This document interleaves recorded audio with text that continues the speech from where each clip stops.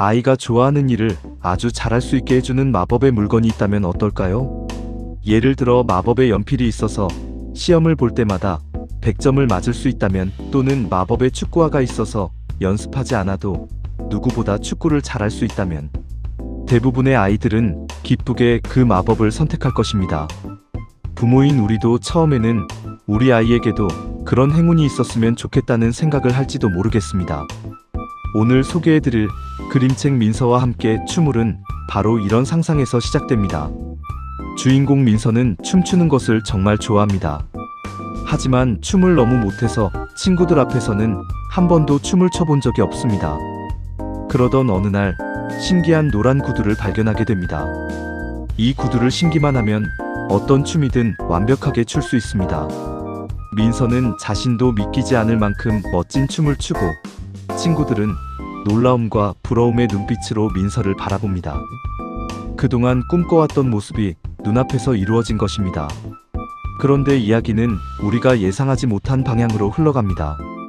민서는 발레를 배우는 친구 지유를 보게 됩니다. 지유는 같은 동작을 수없이 반복합니다. 발목이 아플 만큼 연습하고 땀으로 머리가 흠뻑 젖을 때까지 포기하지 않습니다. 그리고 마침내 어려운 아라베스크 동작을 성공합니다. 성공한 순간 지유는 너무 기뻐하며 환하게 웃습니다. 그 모습을 바라보던 민서는 이상한 감정을 느낍니다. 분명 자신은 지유보다 훨씬 멋지게 춤을 추고 있는데도 마음 한구석이 허전합니다. 왜 그랬을까요? 민서는 그 기쁨이 자신의 것이 아니라는 사실을 깨닫기 시작합니다.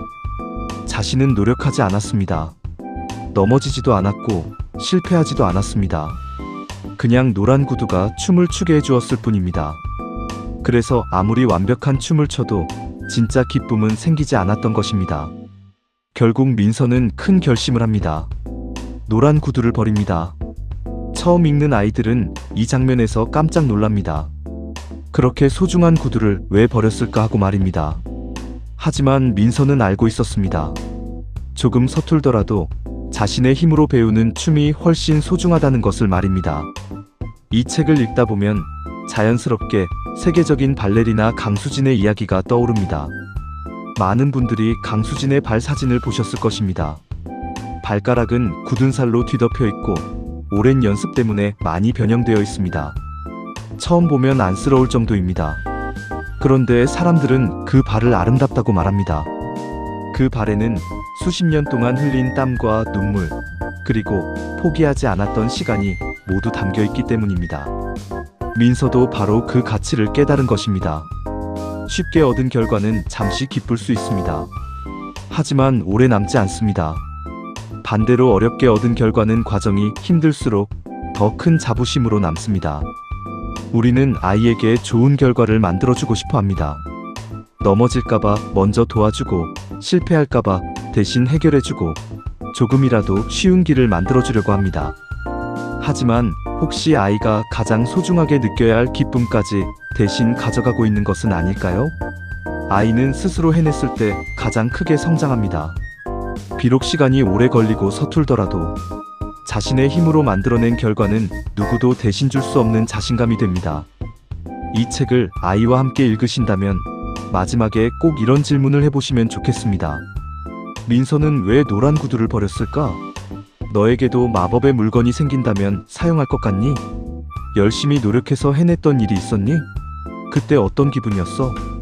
이런 대화를 나누다 보면 아이는 자연스럽게 결과보다 과정의 의미를 생각하게 됩니다. 민서와 함께 춤을은 춤을 소재로 한 이야기이지만 사실은 우리 모두의 삶을 이야기하는 동화입니다. 정말 소중한 행복은 원하는 것을 빨리 얻는 데 있는 것이 아니라 그것을 향해 한 걸음씩 나아가는 시간 속에 있다는 사실을 따뜻하게 전해줍니다.